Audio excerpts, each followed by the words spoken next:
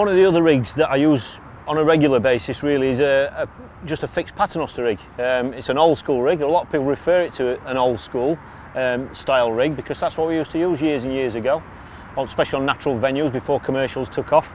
I tend to use fixed rigs in certain scenarios. I like to use them in Ireland on some occasions, and I like to use them if you're fishing a venue where it's towing hard, you know, when the tip's bent round and the tow is really picking up your line or your braid.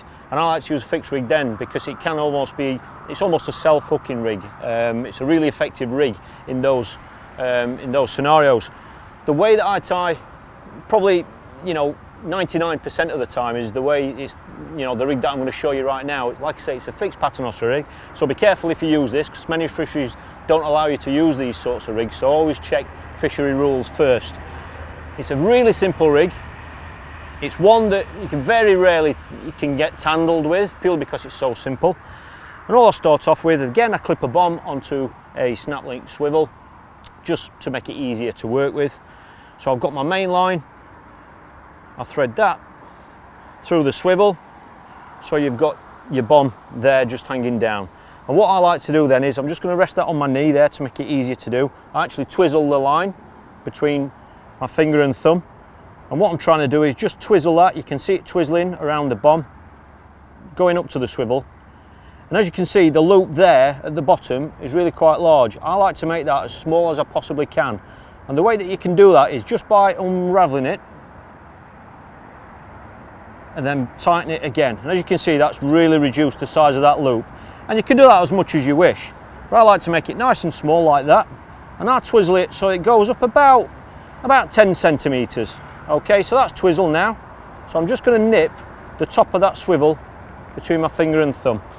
Okay, and all I'm going to do now is turn that over on itself, so I can tie it in a loop like that and thread the bomb through there. And I like to do it twice just to make sure it's a nice secure knot.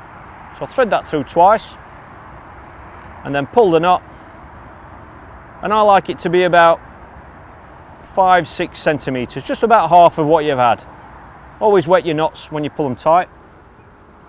I'm going to pull that nice and tight there like that. So as you can see, what we've ended up with then is you've got a bomb that's on a little link. You've created a link there without the use of any other bits of terminal tackle, so it's nice and simple. The bottom section there is doubled up. The reason why I love doing that is because if you've got to punch it into a hard wind or it's a heavier feeder, there's no knot there that's attached to the swivel, so it's actually, you know, the line there's got its full strength because it's not being tightened in any way. And the other reason why I like that is because that bottom section there is doubled up. And as you can imagine, when you're fishing above snags and ledges and things, and when you're reeling in, if your feeder is hitting snags or coming up a ledge, that is the section there that gets all the abuse, you know. That's the bit that's going to grab onto anything, and because it's doubled up, it's giving you an extra layer of protection, you know. It's just making it that little bit tougher and durable. And because the nature that you've tied that knot in, you can see it actually kicks away, and that helps to make it a very, very tangle-free style rig. So all we're going to do then is, this section here, is we're going to attach a hook length swivel onto the end of that, and that will allow you to change your hook length nice, quickly and easily. And one key little trick here before I do that is just try and make sure that you don't cut that too short. I like to make it so that the end of this, where your hook length swivel is going to go, is just below where the feeder is going to be. That just means there's nothing there going past the swivel and past the feeder, just to help again make it tangle free. So we need to get another hook length swivel out of the packet.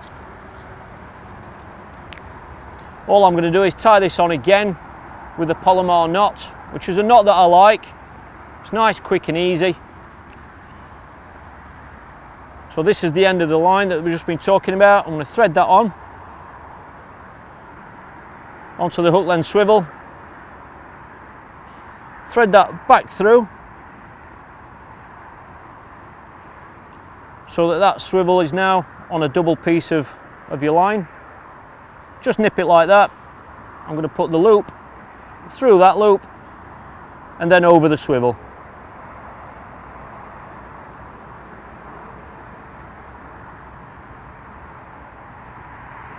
Just going to wet that, pull that nice and tight.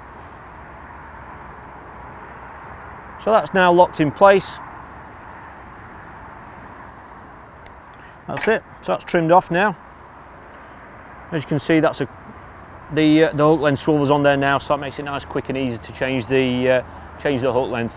One key thing we need to remember with this kind of rig is, like I say, it's not allowed on every fishery, so always check fishery rules. And the key detail with this type of rig is always use a hook length. Whatever hook length you're going to use, make sure it's a lighter strength hook length than your main line. That way, if a fish does break you for any reason, it's going to break just here, so that fish has only got a little length of line. Obviously from the hook length, it's not going to take the rig with it. But as you can see, that's just longer than where the feeder's going to go, so there's nothing there to tangle. It's a really, really effective paternoster rig.